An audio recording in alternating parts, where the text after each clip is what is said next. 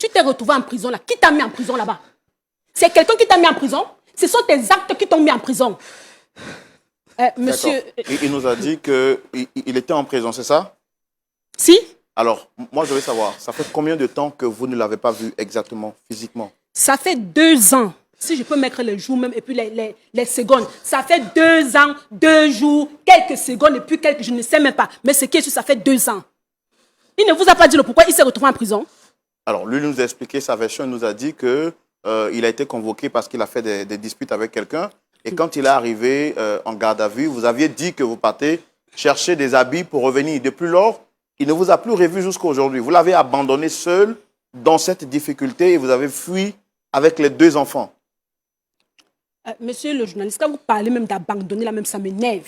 Parce que quand on parle d'abandon, c'est comme si que toute la responsabilité m'incombe. Quand je suis arrivée ici en Côte d'Ivoire, on s'est rencontrés, je crois, si je ne me trompe pas, c'était lors il faisait les emplois dans un supermarché de la place. On s'est aimés. Bon, en fait, ça a tellement marché entre nous que j'étais tellement heureuse parce que je sortais même d'une déception. Je me suis dit qu'au moins, mon Dieu m'a exaucé. Il y a quelqu'un de bien qui est entré dans ma vie.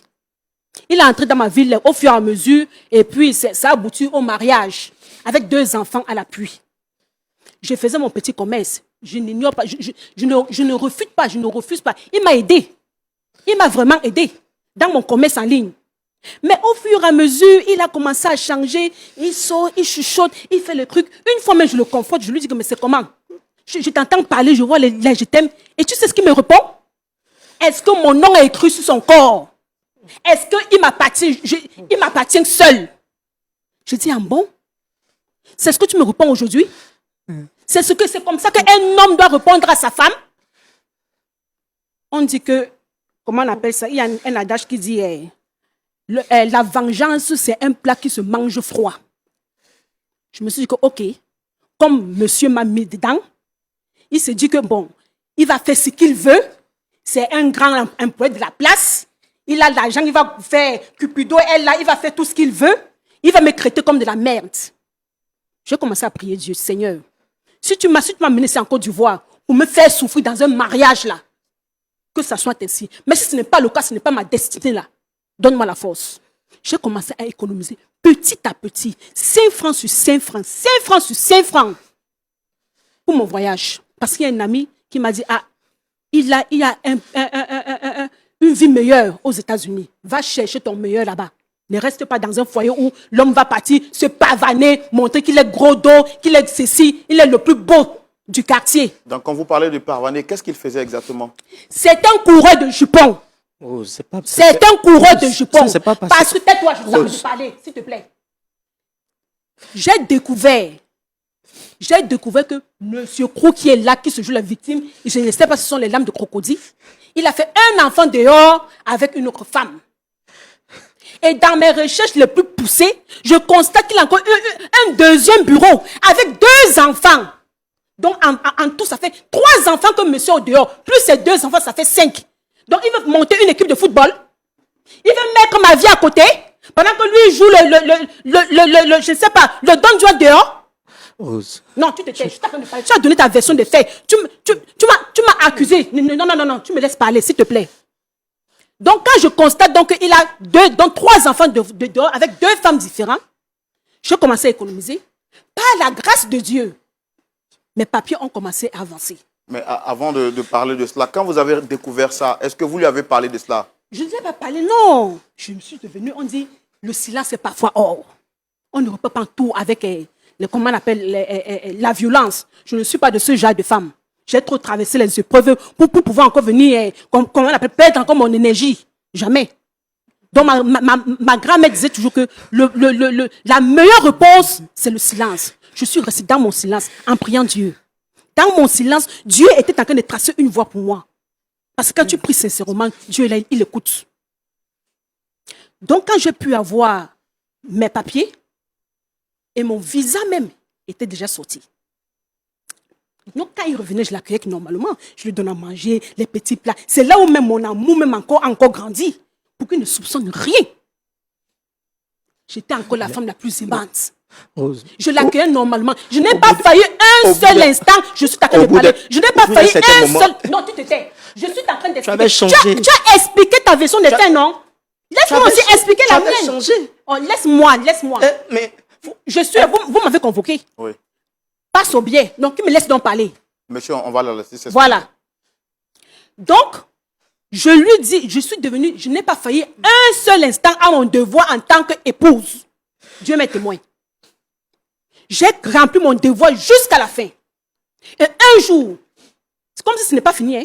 Je reviens un soir, on vient me tendre une enveloppe kaki.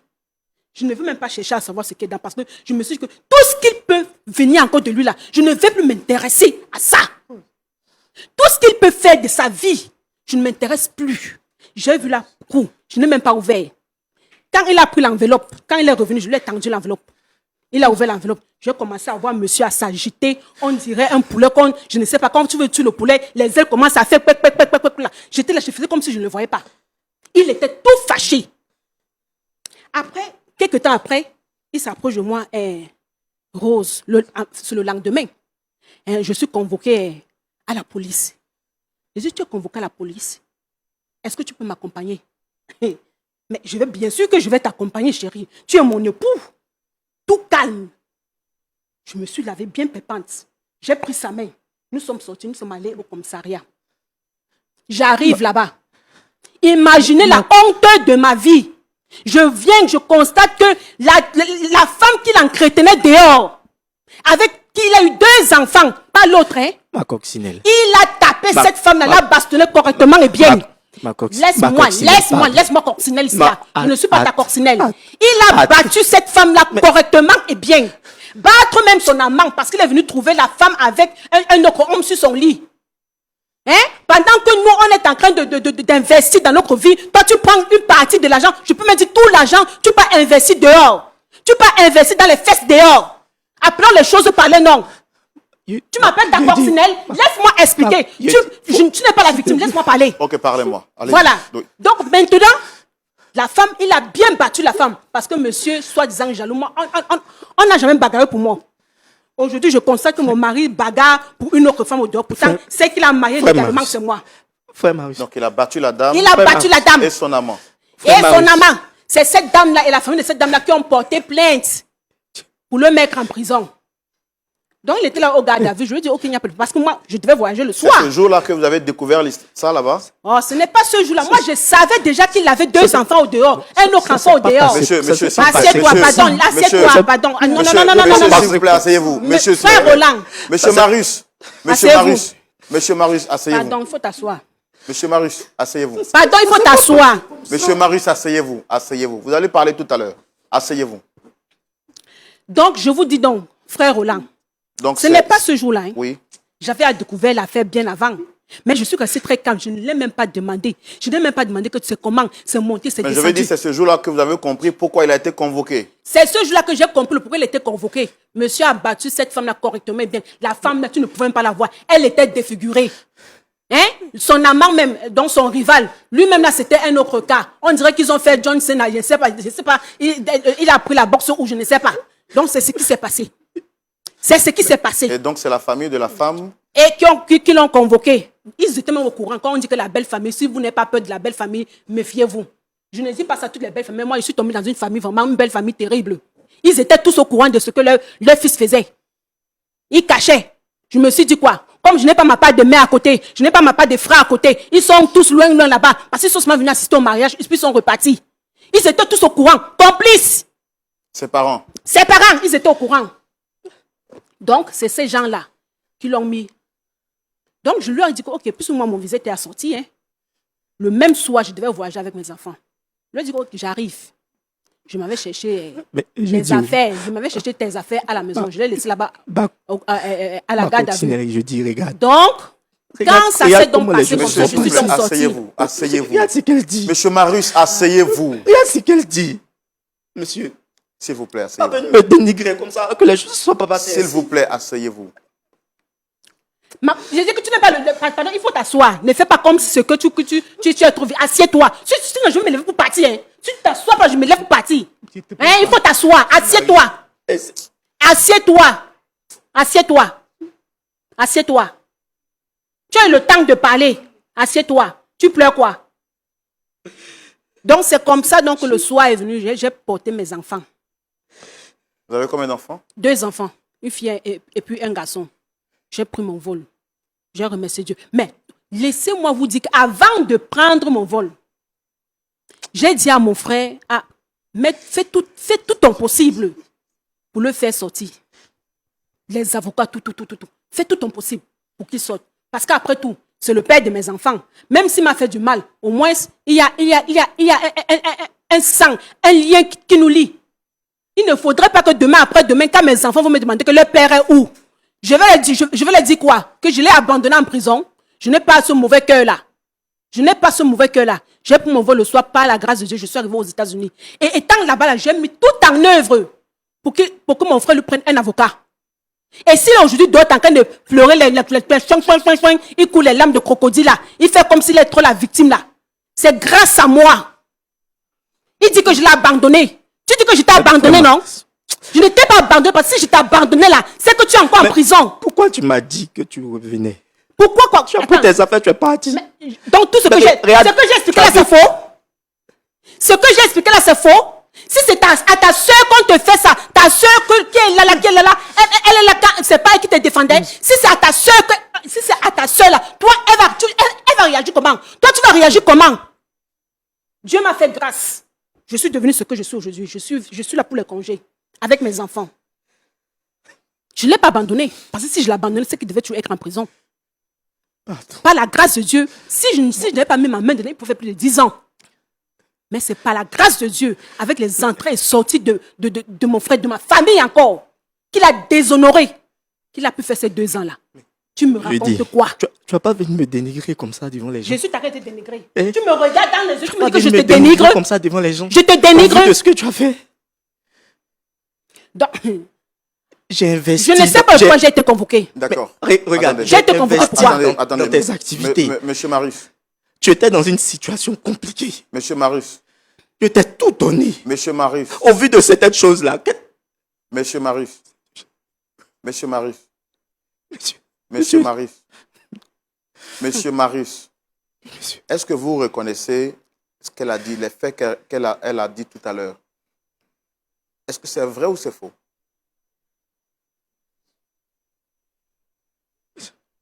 C'est vrai. Non, je n'ai pas compris. Est-ce que c'est vrai ou c'est faux? C'est pas totalement. C'est pas totalement ça. Faites-nous gagner en temps. Non, faites-nous gagner en temps. Faites-nous gagner en temps. La Bible dit, celui qui reconnaît ses fautes, les avoue et les délaisse, obtient miséricorde.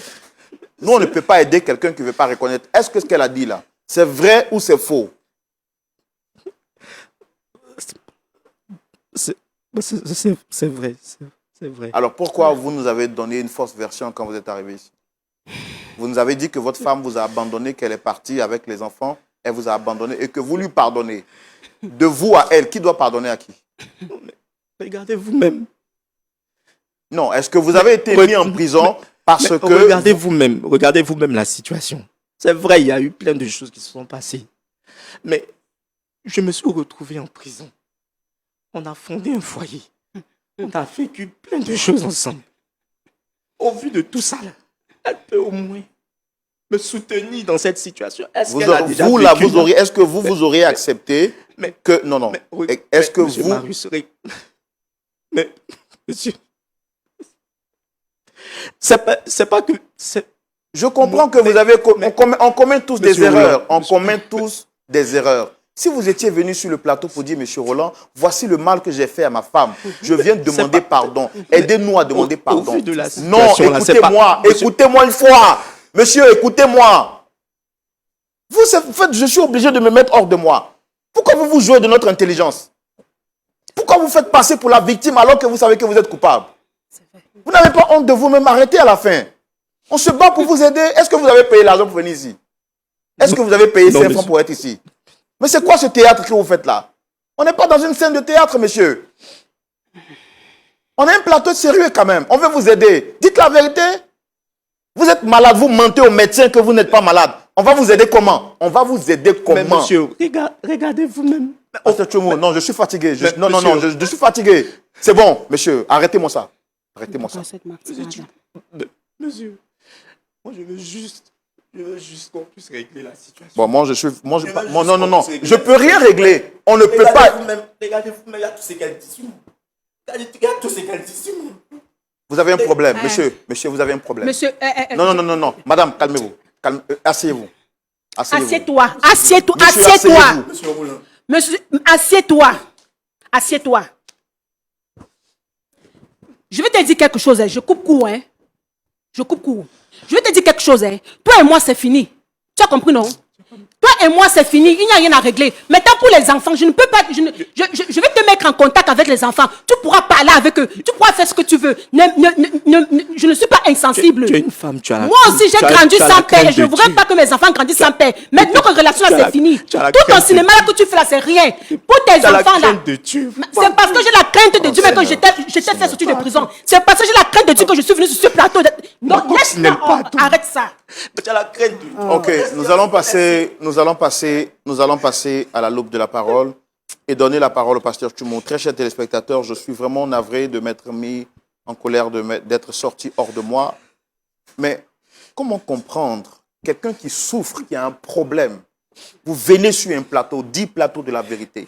On a reçu des gens ici qui ont commis des crimes plus graves que ça, qui ont dit la vérité. On s'est donné corps et âme pour qu'on les aide, pour trouver une solution. Non seulement vous commettez une erreur et vous venez vous jouer les victimes sur le plateau. Et de deux, vous ne reconnaissez même pas votre tort. Monsieur Roulant. La parole au pasteur Tchoumou dans la rubrique à la loupe de la parole. Pasteur Tchoumou. Oui, mon frère Roland. Vous me connaissez, il y a longtemps que je fais cette émission. Oui. C'est l'une des rares fois où je suis sorti hors de moi. D'accord. Vous avez la parole. Je suis vraiment dépassé. Merci, Roland. Mon petit, je vois que tu as vraiment mal. Bon, moi, ce que je veux savoir, c'est que, est-ce que tu as 3 enfants dehors? Est-ce que tu as 3 enfants dehors? Oui, j'ai 3 enfants. Ok. Les enfants là, tu les as eus avant votre mariage ou bien tu les as eus quand vous étiez déjà mariés? Il y a un que j'ai eu hors mariage et 2 autres que j'ai eu quand on était mariés, elle et moi. D'accord. Celui que tu as eu quand vous n'étiez pas encore mariés, est-ce que tu as dit à ta femme que tu avais un enfant? Bon, je le lui ai dit. D'accord. Bon, maintenant, tu es revenu de prison. Est-ce que tu as toujours ton poste ou bien tu ne travailles plus? Actuellement, c'est compliqué. Je travaille plus. Tu ne travailles plus. Je travaille plus. D'accord. Bon. En fait, je comprends ta douleur. Je comprends que vraiment, tu as mal et que tu veux repartir comme avant. Il y a des choses que la femme ne peut pas faire. Par exemple, te redonner le travail, elle ne peut pas faire. Tu sais, quand on vit là, on a besoin de réfléchir avant de poser certains actes.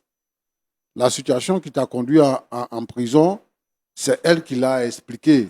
Tu nous as dit juste que tu as fait une bagarre, tu as tapé plusieurs personnes.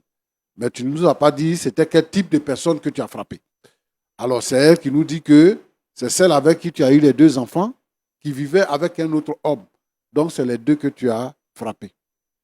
Bon, est-ce que cette femme-là, que tu as frappée parce qu'elle a un amant, tu l'aimes ou bien tu ne l'aimes pas?